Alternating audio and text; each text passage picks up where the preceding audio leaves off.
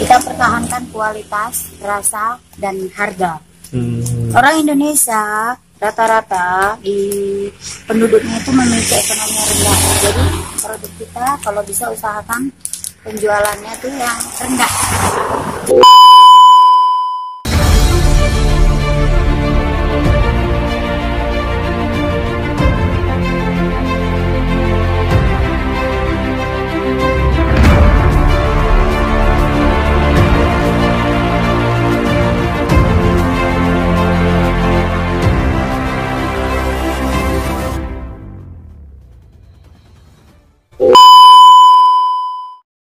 Assalamualaikum warahmatullahi wabarakatuh. Bertemu lagi dengan saya Deddy Sohendar. Di video kali ini saya sudah berada di lokasi usaha rumahan, yaitu keripik singkong idaman yang telah viral atau terkenal di daerah dekat Stabat. Nah, kalian mau tahu apa aja yang bakal saya tanyakan sama penjualnya, dan saya juga penasaran ini kira-kira berapa modal dan awal usahanya ini bisa menjadi besar. Oke, penasaran dengan video saya? Terus tonton video saya dan stay tune di YouTube channel saya. Semoga video ini bermanfaat. Jangan lupa like, komen, dan share. Terima kasih.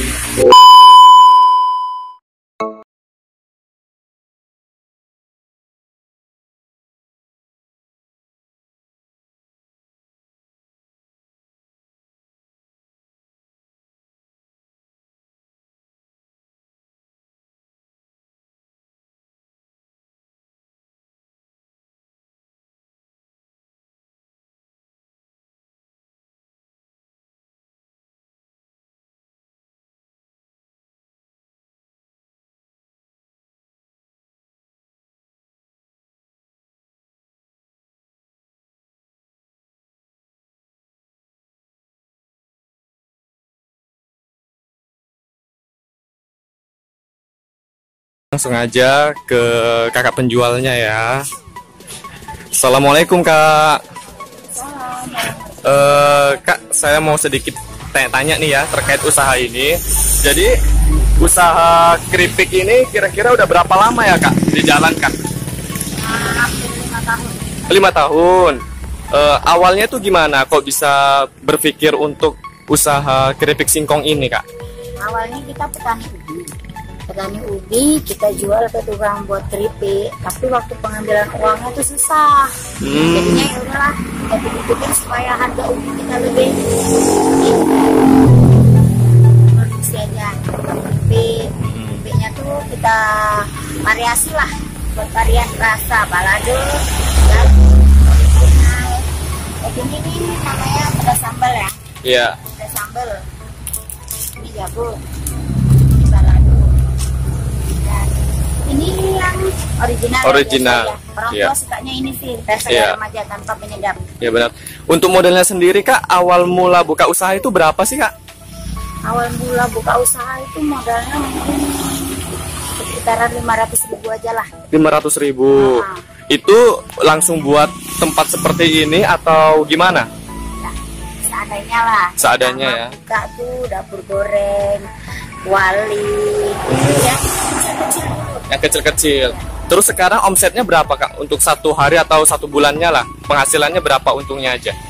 Untungnya ya? Iya. Mungkin kalau dalam per bulan dalam 10 jutaan lah. Ada 10 juta, Masya Allah. Oh my god! Wow! Oh my god! Berarti lumayan ya. Kalau omsetnya 1 bulannya 50 juta. 50 juta untuk satu bulannya. Oh, itu omset 1 bulan ya semuanya ke itunya, hasil sama apa namanya modal ya, sama modal 50 juta. Tapi kalau misalnya untungnya aja 10 juta 1 bulan. Oh, bisa lah. Iya. Kalau Nah, ada hari-hari ramai itu pasti lebih.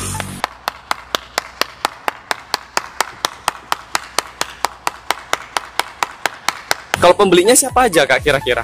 Pembelinya kami mengharapkan orang lewat. Orang lewat, ya.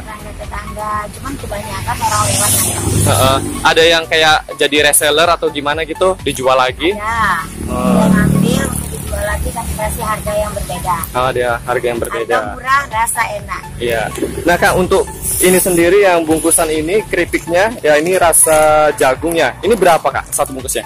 Ini kami jual di sini 2.500 per bungkus. Oh, 2.500. 100 gram. 100 gram. Ini ya guys ya, ini ukurannya berapa Kak? 100 gram ini udah banyak banget ya. Sedangkan kalau misalnya kita lihat di kota itu harganya 5.000 loh. Ini 2,5. Bayangkan bungkusnya besar. Dan di sini juga kakak ini tidak hanya menjual keripik singkong aja, tapi berbagai ya. Ada kue bawang, ada yang lainnya juga. Jadi banyak ya kak ya. Nah, kita memanfaatkan kawan-kawan sebelah rumah tetangga yang mungkin mau berusaha tapi nggak ada modal, pandainya buat apa, buat bawang, oke, alat-alatnya kita kasih dan kita tolong dia buatkan. Jadi maksudnya udah ada rumah produksinya, udah ada rumah produksi sendiri ya. Jadi kakak ini tanam sendiri, buat sendiri, dan akhirnya dijual sendiri juga ya. Masya Allah. Berarti tadi modalnya sekitar 500.000, kemudian omsetnya itu satu bulan 10 juta, dan kalau sama modal tuh 50 juta satu bulan. Nah berarti ini usaha yang menggiurkan ya. Ini daerahnya daerah mana kak? Ini daerahnya Kuala Gumit, Binjai. Bukanya setiap hari atau ada liburnya? Nggak ada liburnya. Buka terus ya, nggak ada liburnya ya. Jadi kalau misalnya kalian mau ke sini, datang aja daerah Kuala Begumit, arah Stabat. Itu kalau misalnya dari Langkat, daerah saya, Kecamatan Sebingai, itu sekitar 1 jam. Oke. Nama keripiknya ingat ya, keripik idaman Ibu Haja. Yang Ibu Haja itu mamanya loh, bukan saya. Oh, berarti namanya keripik idaman Ibu Haja. Oke, ini udah cukup terkenal ini keripiknya di daerah sini. Jadi kalian bisa datang ke sini aja.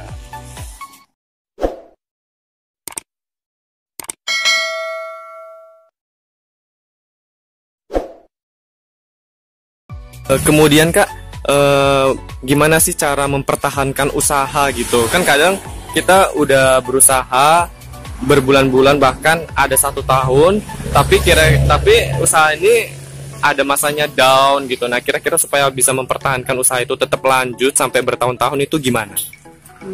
Kalau menurut saya mempertahankan usaha itu nggak sulit ya, gampang. Kita pertahankan kualitas, rasa, dan harga.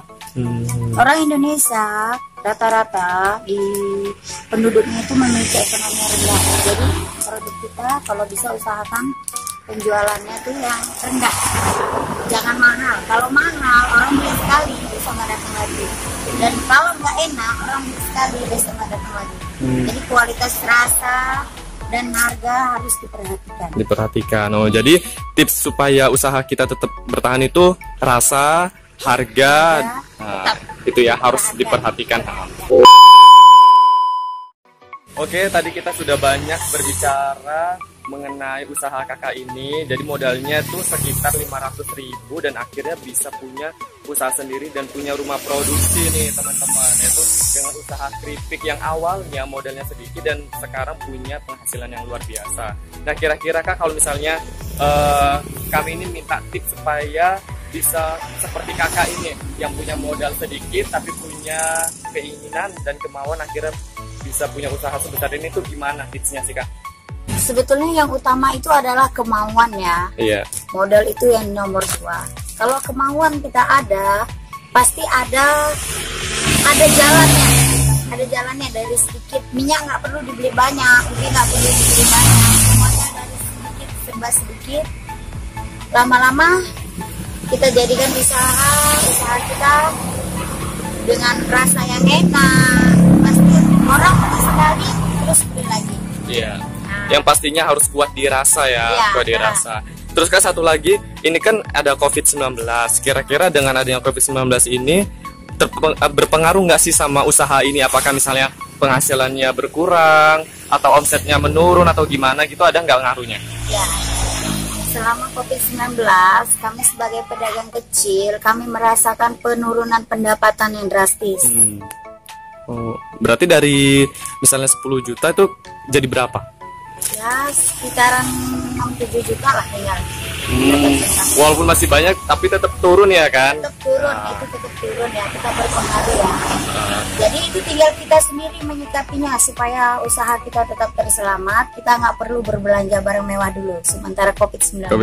ini. Oke, demikian vlog saya terkait wirausaha keripik singkong idaman di daerah Kuala Bugumit. Semoga apa yang disampaikan dapat bermanfaat buat kalian yang menonton video ini. Dan jangan lupa like, komen, dan subscribe video saya, channel YouTube saya. Semoga bisa berkembang dan tentunya dapat bermanfaat buat semua orang. Terima kasih. Assalamualaikum warahmatullahi wabarakatuh.